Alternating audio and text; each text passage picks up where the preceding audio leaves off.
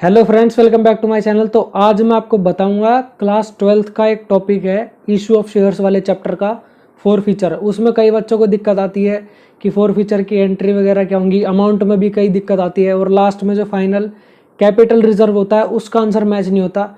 तो उसकी एक बिल्कुल शॉर्टकट ट्रिक बता दूँ और कैसे कैसे क्या प्रोसीजर होता है, क्या क्या एंट्री करनी होती है और क्या क्या चीज़ माइंड में रखनी चाहिए।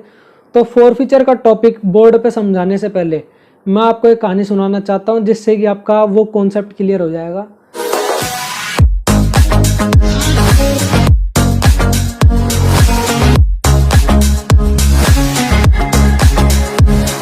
कहानी कुछ ऐसे है कि एक बंदा था, एक दोस्त था मेरा, और उसने मेरे साथ कॉन्ट्रैक्ट करा, मेरे साथ बातचीत करी कि भाई मैं तेरे को उसे साइकिल खरीदनी थी मेरी, जो 10,000 रुपये की साइकिल रखी हुई है, बिल्कुल ब्रांडेड न्यू हरकुलस की, ठीक है।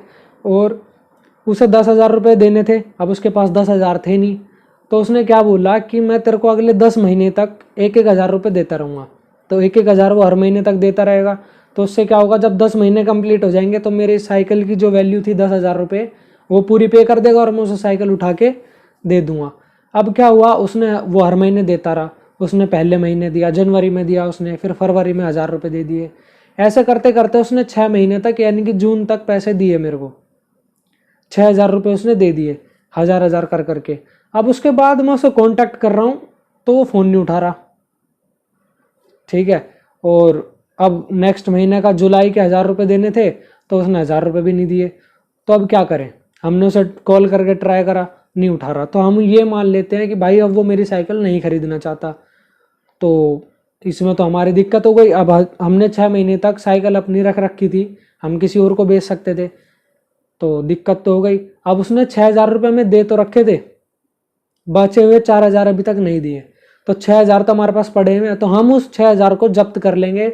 और बाय चांस अगर वो वापसी हमसे मांगने आता है दोबारा, तो हम उसे 6,000 रुपये मना कर देंगे। भाई मेरी तो साइकिल बिक जाती 6 महीने पहले ही, तूने 6,000 रुपये दिए, अभी हमारे हो गए, भूल जाओ।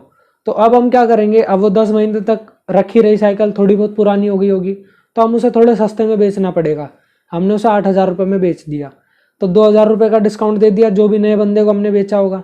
तो 2,000 रुपये का जो भी हमने डिस्काउंट दिया, तो हमने जो 6,000 रुपये उसे जब्त कर रखे थे, हम उसमें से उसे एडजस्ट कर लेंगे कि 6,000 रुपये हमने उससे जब्त करे थे और 2,000 रुपये के घाटे में हमने बेच दी, तो कोई नहीं, 4,000 रुपये तो हमारे पास बचे हैं एक्स्ट्रा। तो ये 4,000 ही हमारा कैपिटल रिजर्व होता है। तो अब चलते हैं बोर्ड पे। तो अब आ चुके हैं हम अपने बोर्ड पे और अब हम पढ़ने वाले हैं फोर फीचर ऑफ शेयर। तो भाई बिल्कुल जो मैंने अभी कहानी सुनाई है उससे आपका कॉन्सेप्ट बिल्कुल क्लियर हो चुका होगा। तो अब मैं बताता हूँ होता क्या है। देखो, 10 रुपये का कोई शेयर था, ठीक है, और इसकी इंस्टॉलमेंट कुछ इस तरीके से थी कि एप्लीकेशन पे देगा 3 रुपये, अलॉटमेंट पे देगा 5 रुपये और फाइनल कॉल पे जो देगा वो देगा 2 रुपये। तो टोटल मिला के 10 रुपये देगा वो इंसान जो भी शेयर को खरीदेगा। तो क्या होता है कि कोई एक बंदा था, ये इसने खरीदा, शुरू में बहुत जोश जोश में खरीद लिया इसने, और इसने 500 शेयर खरीद लिए इस कंपनी के। और ये हुआ क्या कि ये सिर्फ एप्लीकेशन दे पाया और अलॉटमेंट दे पाया, और due to some financial reasons ये फाइनल कॉल नहीं दे पाया, यानी कि 2 रुपये इसने नहीं दिए। तो मैं आपको यही सजेस्ट करूंगा कि कोई भी क्वेश्चन हो उसमें आपको सबसे पहले एक ऐसा ओवरव्यू बनाना है कि क्वेश्चन में हो क्या रहा है। जैसे कि एक और एग्जांपल लेता हूँ, 100 रुपये का एक शेयर है, ठीक है, आपको लिखना है, ये जो भी क्वेश्चन में दे रखा होगा उससे डायरेक्ट उठा के ये इन्फॉर्मेशन लिखनी है। 100 रुपये का शेयर है, उसमें application, allotment, first call, second call, ऐसे बनाना, ठीक है। और एप्लीकेशन पे 30 रुपये देने, अलॉटमेंट पे 20 रुपये, फर्स्ट कॉल पे 40 रुपये और इस पे 10 रुपये, टोटल मिला के हो गए 100 रुपये, ठीक है। आपको ये सब लिखना है। फिर एक बंदा था, ऐसे जैसे मैं बना रहा हूँ आपको ऐसे लिखना है, 100 रुपये ऐसे और फिर एप्लीकेशन अलॉटमेंट ऐसे करके, और यहाँ पर नंबर ऑफ शेयर्स लिखने हैं, कितने शेयर्स हैं, 1,000 शेयर्स उसने लिए हैं जिसने भी डिफॉल्ट करा है ये। तो अब करना क्या आपको, ऐसे जैसे मैं बता रहा हूँ वैसे करना आपको। 1,000 शेयर्स थे, उसने एप्लीकेशन पे कर दी, अलॉटमेंट पे कर दी, फर्स्ट कॉल और सेकंड कॉल नहीं पे करी। आपको सेम ऐसे बनाना है ताकि आप साइड में देखो ये चीज, बिल्कुल छोटा सा जैसे होता है ना पेज के साइड में जहां डेट का कॉलम होता है वहां ये सब कर लो, और जब भी आप एंट्रीज करोगे तो इसे देख के करोगे। तो आपको ऐसे बना लेना है, और उसके बाद जब आप एंट्रीज करोगे तो इसे देख के आपको सारा समझ आ जाएगा। अब चलते हैं सीधा एंट्री पे कि कैसे कैसे क्या क्या करना है। तो जो हमने एग्जांपल लिया था कि इसके 500 शेयर्स हैं और इसने एप्लीकेशन और अलॉटमेंट पे कर दी है और फाइनल कॉल पे नहीं करी है, तो अब एक बात बताओ कि हम जब एप्लीकेशन की एंट्री करते हैं तो हम bank account debit to share application कर देते हैं, ठीक है, और share application to share capital कर देते हैं। यानी कि हमने क्या करा, जब एप्लीकेशन हमने ली होगी तो हमने अपनी शेयर कैपिटल इंट्रोड्यूस करी होगी, तो उस शेयर कैपिटल के अंदर इसके भी पैसे होंगे 500 रुपए। जैसे मैंने एग्जाम्पल पे बताया था ना, वो हर महीने 1000 रुपए दे रहा है, तो ऐसे करके मैं हर किसी से ना 1000 रुपए लेके ना सबको साइकिल देता हूं। तो जो ये बंदा था तो इसने भी तो पैसे दे रखे होंगे, 1000 रुपए दे रखे थे, ऐसे कई औरों ने दे रखे होंगे। तो जो मेरा एक पर्स होगा जिसमें मैं सबके पैसे रखता हूं, तो उसके अंदर 1000 रुपए इसके भी तो पड़े होंगे। तो ऐसे ही जो पर्स है ना, वो यहाँ पर क्या है, शेयर कैपिटल।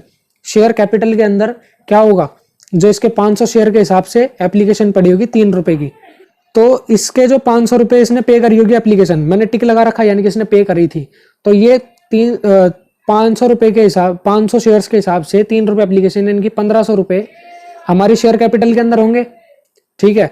और अलॉटमेंट के हिसाब से भी 500 रुपए यानी कि 2500 रुपए अलॉटमेंट दी थी तो हमारे शेयर कैपिटल में होंगे। हम जब अलॉटमेंट की एंट्री करते हैं तो share allotment to share capital ही तो करते हैं, तो इनके कैपिटल के अंदर ये सारे पैसे होंगे।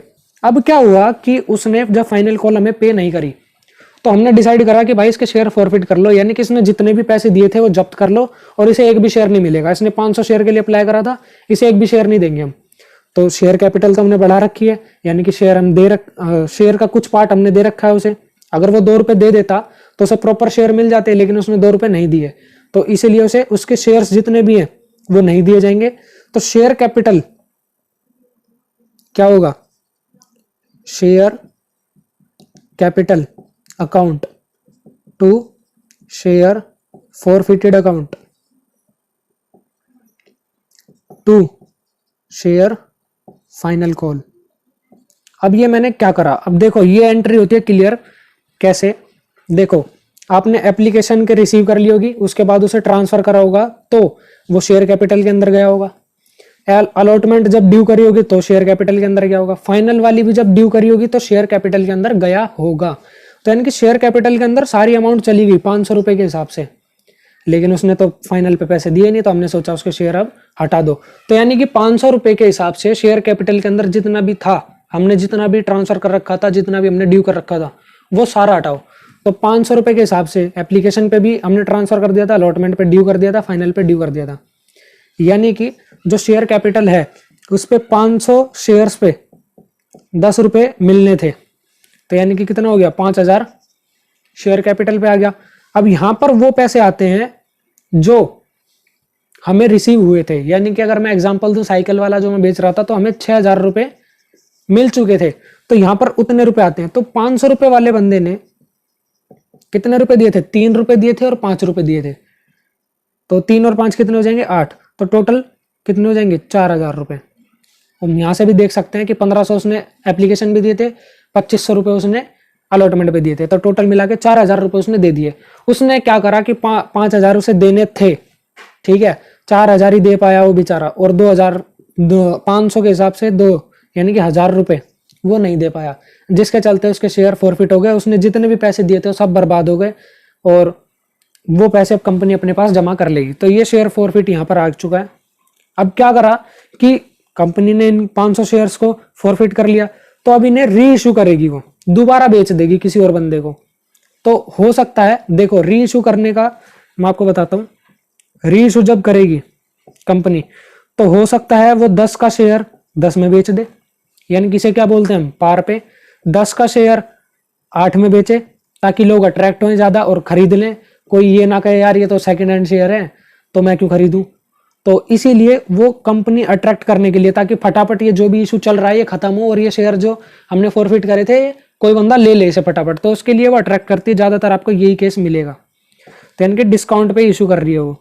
और 10 का शेयर वो 12 पे भी इशू कर सकती है, यानी कि प्रीमियम पे भी। ये कुछ कुछ केस में होता है। यहाँ पर लिख देता हूँ मैं 10 का 12 में। तो अब आती है हमारी नेक्स्ट एंट्री कि उसने ये 10 रुपए का शेयर कितने में री इशू करा, उसने करा ये 8 रुपए में। तो अब 8 रुपए के हिसाब से हम एंट्री बनाते हैं। अब आपके दिमाग में क्या मेन चीज रहनी चाहिए ये जो 4,000 रुपये थे, ये आप ध्यान रखना कि 4,000 रुपये हमने उससे जब्त कर रखे थे। तो होगा क्या, अब री इशू करेगी, तो जब री इशू करेगी तो जो नया बंदा कंपनी के शेयर खरीदेगा वो कुछ तो पैसे देगा, तो बैंक अकाउंट डेबिट हो जाएगा। और हम 2 रुपए के डिस्काउंट पे दे रहे हैं, तो हम डिस्काउंट खुद भी अर्न नहीं करेंगे। हमने जो 4,000 रुपये उसे जब्त कर रखे थे ना, उसका तो कुछ फायदा उठाएंगे ना, क्योंकि वो उन्हीं शेयर से रिलेट करता है। जो 4,000 रुपये हमने लिए, जो हम ये 500 रुपये दोबारा री इशू, 500 शेयर्स दोबारा री इशू कर रहे हैं, तो 4,000 इन 500 शेयर्स से ही तो आया था, याद करो, उसी से तो जब्त करा था। तो इन्हीं 4,000 का फायदा उठाएंगे यहाँ पर, और शेयर फॉरफिटेड वाले अकाउंट को यहाँ पर कर देंगे डेबिट, ताकि हमारा कंपनी का कोई नुकसान ना हो। जो 4,000 हमने जब्त करे थे उसी में से हमारा जो भी लॉस वगैरह हो सारा कट जाए, और हमारी कैपिटल इंट्रोड्यूस हो जाएगी, क्योंकि हम शेयर इशू कर रहे हैं। तो आप देखो, सिंपल सी बात ये आती है कि 500 शेयर्स थे और 8 रुपए में उसने दे दिया, जबकि असलियत में वो कितने का था, 10 रुपए का। तो यहां पर याद रखना, शेयर कैपिटल में हमेशा वो वैल्यू आती है, यानी कि इसमें वो वैल्यू आएगी जो मैं, आप कंफ्यूज ना हो, शेयर कैपिटल में हमेशा कौन सी आएगी, जितनी भी कॉल्ड अप वैल्यू है,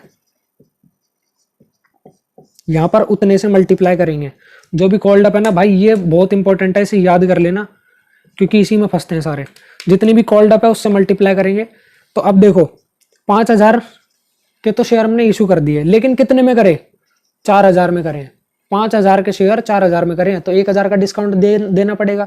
तो 1,000 का जो डिस्काउंट दिया वो कंपनी बियर नहीं करेगी। वो कौन बियर करेगा, कोई बियर नहीं करेगा। जो भी जब्त कर रखे थे 4,000 रुपए, उनसे उन्हें सेट ऑफ कर देंगे कि 4,000 रुपए हमारे पास एक्स्ट्रा में तो पड़े हुए थे, ठीक है, 1,000 का चल डिस्काउंट देके ये जो भी मैटर है वो सॉर्ट आउट कर देते हैं। अब मेरे को एक बात बताओ, 4,000 हमने जब्त कर लिए थे, तो अब 1,000 रुपए का हमने डिस्काउंट दे दिया, 3,000 रुपए तो अभी भी फालतू बचते हैं ना, है ना। तो अब क्या करेंगे, फालतू को हम कैपिटल रिजर्व में डाल देंगे, आगे किसी काम में यूज कर लेंगे। तो share forfeited account debit to capital reserve, ठीक है। कितने से हो जाएगा, 4,000 का था, ठीक है, और 1,000 रुपए हमने डिस्काउंट दे दिए। 4,000 रुपए हमारे पास पड़े हुए थे जब्त, 1,000 का डिस्काउंट दे दिया, 3,000 कहाँ जाएंगे, कैपिटल रिजर्व में। अब देखो भाई, कहां पर ही आपको फंसा सकता है, मैं फटाफट वीडियो में बता दूं, ज्यादा लंबी नहीं होनी चाहिए। देखो, जो आपको एग्जामिनर फंसाएगा वो कहां फंसाता है कि 10 रुपए का तो शेयर है, ठीक है, लेकिन कॉल्ड अप, यानी कि अभी तक सिर्फ, इसमें थोड़े चेंजेस करूंगा मैं, अभी तक सिर्फ 8 ही कॉल्ड अप है, 8 रुपीज ही कॉल्ड अप है। 10 का तो प्रॉपर शेयर है, 8 ही कॉल करे हैं, यानी कि फाइनल कॉल अभी तक नहीं करी गई है। उन्होंने अलॉटमेंट पे डिसाइड कर लिया कि इसे फॉरफिट कर दो भाई। उसने 3 रुपए पे करे थे, 5 रुपए उसने अलॉटमेंट पे नहीं करे। अभी तक सिर्फ अलॉटमेंट की ही कॉल ड्यू करी गई है। जैसे हम ड्यू की एंट्री करते थे ना, तो वैसे ही फाइनल की अभी ड्यू नहीं करी गई है। तो होगा क्या, कॉल्ड अप इतना है और उसने पेड कितने करे, सिर्फ 3 रुपए। तो इसमें आपको फंसाएगा वो। तो इसमें होगा क्या, कुछ नहीं होगा। देखो, जो हमारी शेयर कैपिटल अकाउंट डेबिट होता था, 2 शेयर फॉरफिटेड होता था, और 2 जो भी हमने डिफॉल्ट करा है कॉल पे करने में, तो यहाँ पर शेयर अलॉटमेंट आ जाएगा। तो हम जर्नली क्या करते थे, जितने का भी टोटल शेयर होता था उससे यहाँ मल्टीप्लाई करते थे। लेकिन मैंने यहाँ इंपॉर्टेंट लिख के आपको एक चीज बताई थी, क्या बताई थी, कि जो भी मल्टीप्लाई होगा वो कॉल्ड अप वैल्यू से होगा, जितनी कॉल्ड अप करी है। तो शेयर कैपिटल कितनी कॉल्ड अप थी, 8 रुपीज, तो 500 गुणा 8 होगा, ठीक है। यानी कि जितनी आपने ड्यू करी है आप उतनी तो माइनस कर सकते हो। जब आपने फाइनल कॉल ड्यू ही नहीं करी तो शेयर कैपिटल तो ड्यू ही मतलब बढ़ी नहीं होगी, क्योंकि हम क्या करते हैं, फाइनल कॉल जब करते हैं तो share final call to share capital करते हैं। तो जब ये एंट्री करी नहीं तो शेयर कैपिटल बढ़ेगी कैसे, तो जब बढ़ी नहीं तो उसे माइनस क्यों करें। तो इसीलिए जब अलॉटमेंट तक ही ड्यू करा है तो 500 रुपए की गुणा 8 में होगी। ये बात आप ध्यान रखो। अगर आपको ये समझ भी ना आया हो तो मैं इस पर अगेन एक वीडियो बना दूंगा सिर्फ इसी चीज पे। बाकी ये बात ध्यान रखो कि सिर्फ कॉल्ड अप वैल्यू आती है शेयर कैपिटल में। तो यहाँ पर 4,000 आ जाएगा, और कितने फॉरफिट करें, 3 रुपए के हिसाब से फॉरफिट करें, 1,500 रुपए यहाँ आ जाएगा। और कितने उसने पे नहीं करे तो 500 के हिसाब से 2,500 रुपए यहाँ आ जाएगा। और बाकी आगे का आपको पता ही है कैसे करना होता है अगर उसे री इशू करा है तो भाई ये था कॉन्सेप्ट। इसके बाद एक और चीज आ जाती है, अगर प्रीमियम पर हो तो प्रीमियम वाला कॉन्सेप्ट मैं आपको नेक्स्ट वीडियो में बताऊंगा। थैंक्स फॉर वॉचिंग, मिलते हैं आपसे नेक्स्ट वीडियो में। सब्सक्राइब कर देना भाई चैनल को, वीडियो अच्छी लगी हो तो लाइक कर देना। Thank you, peace out.